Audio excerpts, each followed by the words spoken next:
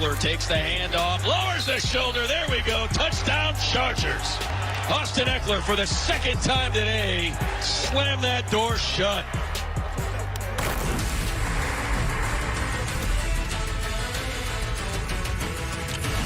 Hey, haters will say this is Photoshop, but no, really, Justin Herbert and the LA Chargers are headed to the postseason for the first time in 4 years. The LA Chargers are heading to the postseason. Hello and welcome into NFL Game Day Final. I'm Omar Reese alongside my buddies Adam Rank and three-time Pro Bowler D'Angelo Hall. D'Angelo heading into this weekend as we put some points on the board here as the Chargers wrap up that playoff spot there in the AFC playoff picture. A lot of things had to break their way, D'Angelo, and they certainly did. Yes, Omar, let's throw that first point on the board, and you just mentioned it, man. Chargers clinch a playoff berth, man. And look, they couldn't have done it without this guy right here, man. I got to show some love to my man, Keenan Allen. Look, having a guy like Mike Williams on your team, it just takes some of that attention away, right? When the Colts wanted to have Stephon Gilmore follow around Mike Williams, what did Justin Herbert do? Find other ways to get other guys to football. Keenan Allen, 10 of Justin Herbert's first 19 targets went Keenan Allen's way just because Mike Williams was getting a lot of the attention, man. You got to love the ability to switch it up and give your weapons an opportunity to make plays. We saw Derwin James make the highlight reels. We saw Keenan Allen, Mike Williams, you just talked about.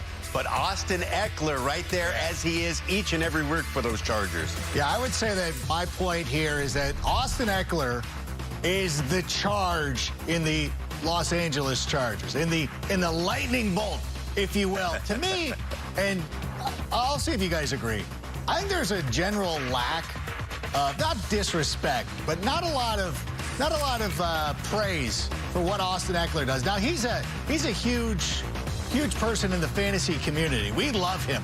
But I think in the general NFL sense, he does not get talked about enough. I know Troy Aikman, a couple of weeks ago, was talking about some of the best running backs in the NFL, and he left off Austin Ekeler. And I think that it's time to put some respect on his name and give him the deference and respect that he deserves. Even tonight, he didn't have a great game receiving the football, but still scored twice, and that is just the kind of player he is. And I know he doesn't cut the same figure as a guy like Derrick Henry, but he is going to be crucial for this team that as they move on in the playoffs. Hey, Rank, you're absolutely right. When you talk about the impact of a guy like Austin Ekeler, a lot of people overlook him, right, because of his size. But dude, pound for pound, is one of the top backs in the National Football League. You're talking about a dude who can run in between the tackles, great vision, home run hitter. I mean, just the receiving threat he is. Hey, you hit the nail right on the head. Austin Ekeler does not get a lot of respect, but he is a top 5 back in this league. Yes. I'm telling everybody. Yes. Yeah, well, to your point, Pro Bowl rosters were named earlier this week, and Austin Ekeler making this yet again, just like last year. He was one of the bigger snubs, a big snub again. Okay, point number 3, D'Angelo. A lot of turnovers caused by that Chargers defense. They seem to be hitting things in stride right now. Hey, I tell you what, this Chargers D came to play. Look, we didn't think that nobody wanted to win this game, but this Chargers D came out and they're starting to get a little bit healthy. You mentioned having a guy like Derwin James out there. I hated that he got kicked out of the game. I didn't think that hit was that vicious of a hit, but I mean, just the way they were getting after Nick Foles. And look, Indianapolis Colts fans, you think it's Matt Ryan's fault. It ain't Matt Ryan's fault. Nick Foles got that same kind of treatment. And I mean, just hats off to this Chargers defense. They came out, they competed, they wanted to win this game, and it's because of this defense. It's because of those 3 takeaways by this Chargers defense that was able to catapult them into this win. We can have a debate on whether the hit, well, it's funny because you were talking about this, Omar. Like, the players seem to be on Derwin James's side. I think the fans might feel a little bit differently, but I thought it was kind of a tone setter. And you saw guys like Khalil Mack, who we haven't seen a lot of this season. A lot of big-name acquisitions they made. Obviously, J.C. Jackson's out for the season, but that defense got busy tonight. And if they bring that kind of attitude into the playoffs, it is going to be huge. Yeah, when you talk about Joey Bosa potentially returning to practice this week, as our Ian Rappaport and Bridget Condon reported, that defense could get even stronger as we go. Okay, point number 4, Rank. Ain't the same old Chargers, man. That's exactly the point, and I know that I'm going to get a lot of heat on Twitter, and all you haters are going to come in and be like, well, they know shit. I don't care. You know what? This team has battled through adversity. They have battled through numerous injuries, and I don't even think that they've played their best football yet. But you know what? They went out there and they won the games that they needed to win. They had 2 games back-to-back against playoff contenders, the Miami Dolphins and the Tennessee Titans. Nobody gave them a chance in either one of those games.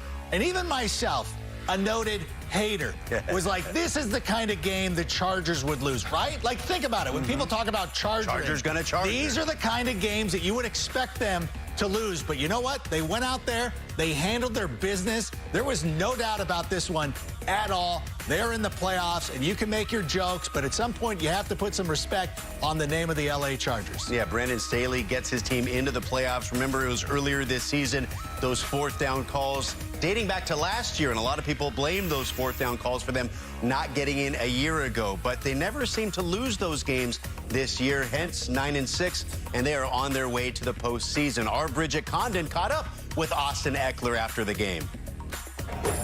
Austin, you told me essentially this week that you guys have been working towards revenge this entire season, trying to make it back in the playoffs after what happened last year. You clinched a spot in the playoffs for the first time since 2018. What does that mean to this team? It's been a while, but it feels good to be back. I'm looking forward to it. Like you said, we've had a revenge game every single week. Yes, sir, G. Revenge game every week. We're trying to win every single week because we know it's on the line, and to get, an opportunity to go play in the postseason is what we've been looking for, and we got it. 2 touchdowns for yourself tonight. What were you able to see out there to get you finding success in the end zone? Yeah, I was actually a little disappointed in my play, but the O-line, got us an opportunity, and I was able to capitalize a couple times down there in the red zone. Struggled in the middle of the game, getting down in there. We had a couple more opportunities, but like I said, the O-line opened up a few gaps, just enough for me to get in there twice, so shout out to O-line. Your defense, 7 sacks, 3 interceptions. What can you say about those guys? Yeah, they've been playing lights out these last couple weeks, and they've been the reason we've been in these games the way we have been, because they've been holding our opponents to, limit. I lost my train of thought there, sorry. But yeah, it's been great. And we're going to need that, right, going into this postseason, because we got some good teams in front of us. Still 2 more weeks, though, left of the regular season. What do you need to do from here on out? It's the same thing, same mindset. We got to go out there and make plays, continue to get better. It's opportunities to continue to work your craft, right? We struggled today offensively. We should have had more points off of turnovers. We had too many turnovers ourselves. And so, right, we continue to chisel, chip, brick by brick, try to get better, because we're going to have to play much better than that if we're going to try to make a run. Thanks. Yep, absolutely. Thanks, Ev. Thank you both. The NFL playoffs are almost here. Witness the most exciting part of the season live and in person. 14 teams, 12 games, 3 weeks. Don't miss your